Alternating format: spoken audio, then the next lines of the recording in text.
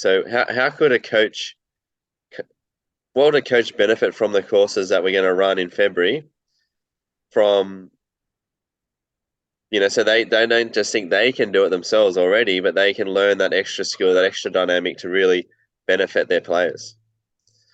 Yeah.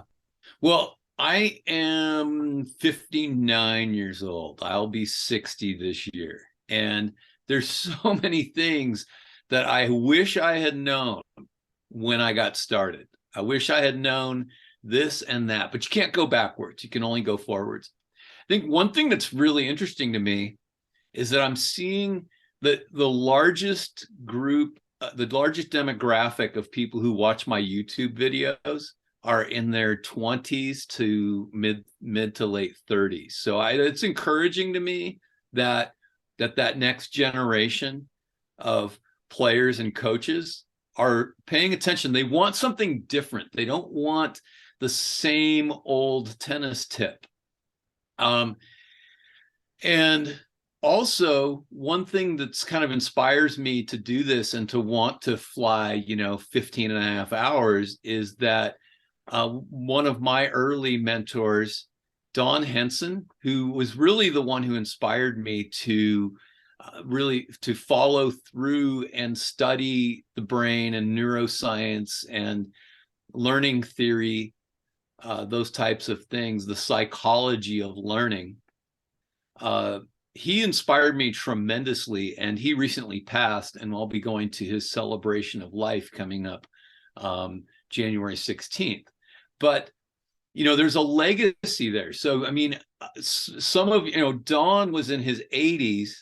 I had the chance to spend an entire weekend with him getting trained, and it set me. And that was at the age of 29, and he created such an amazing foundation of thought. And I think that if I go all the way back to 1992, all right, so 1992, 31 years ago, Don was, I think, one of the first ones who said that it's about us learning about and understanding how do our players learn, because every player is going to learn differently. So, and then if you're a player listening to this, then you should be empowered to know that you learn differently from other people. So you ought to seek out coaches that see that in you, that you have this unique quality to you. Yeah. And Mark Twain, you're familiar with Mark Twain, American author? Yes, I think so. Yeah.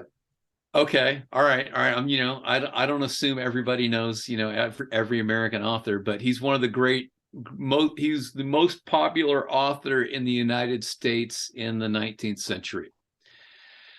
And he said this: to the man who only has a hammer, every problem looks like a nail. Yeah. So, like here, I'll give you an example. I sometimes like to drop names of players because with some players it inspires them, it makes them feel good. So I'll say, hey, I'm going to show you how to hit topspin like Rafael Nadal, or I'm going to show you how some footwork moves like Roger Federer. I'm going to show you how to serve like Serena Williams. And then, so I was doing this in the middle of a lesson, and all of a sudden my student said, hey, two things. One, I don't know who those people are that you're talking about. And I'm not inspired by that stuff anyway. I just want to learn how to do this stuff. So you can drop that right now. And I was like, and what is cool about that is she had the wherewithal to say exactly what was on her mind. The problem is many students will not be so direct with you. So it's really important to check in with them, check with your players' understanding. Are you understanding what I'm saying? Do you understand the concept? You know what you're supposed to feel, right? And then we delve into that, and then they come back and they say, no, I don't quite get it. And so then you approach that same problem in a different way that maybe they'll understand. it's been said that 98% of sports learning is visual or kinesthetic. Yeah. Right. So meaning they're going to learn through imitation and, through observing and imitation, or they're going to learn through the feeling and it feeling right. Oh, that felt good. That's really going to be one of the biggest things. But learning how to teach that way is not something that is taught by tennis certifying groups. So we're filling in some sort of missing information that isn't highlighted, because unfortunately there aren't a lot of people who take a student first, brain first, figuring out how the person learns approach to how they learn. What they do is they learn, how do you hit the perfect power forehand? Like, there's a very famous YouTube instructor, and he's got a video that says hitting the ultimate power forehand.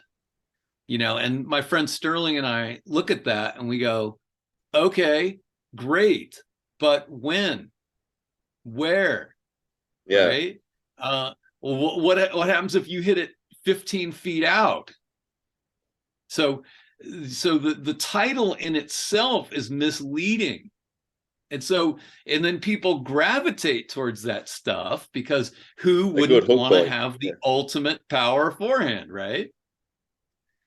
So what we're gonna do, I think one thing excites me is when we get a chance to one-on-one, in person, really hammer this stuff out, and you can look into my eyes and I can look into your eyes and I can try to understand you. So speaking to that person who's going to be coming, I will speak with you. We can work one-on-one some, on how you can be a better player. Some players respond better to criticism. Other players respond better to praise.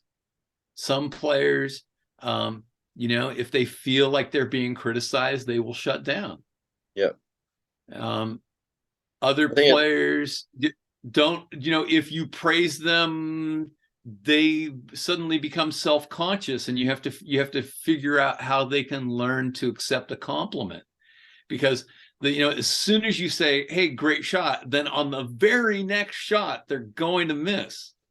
And you have to figure out, well, why is that? Yeah.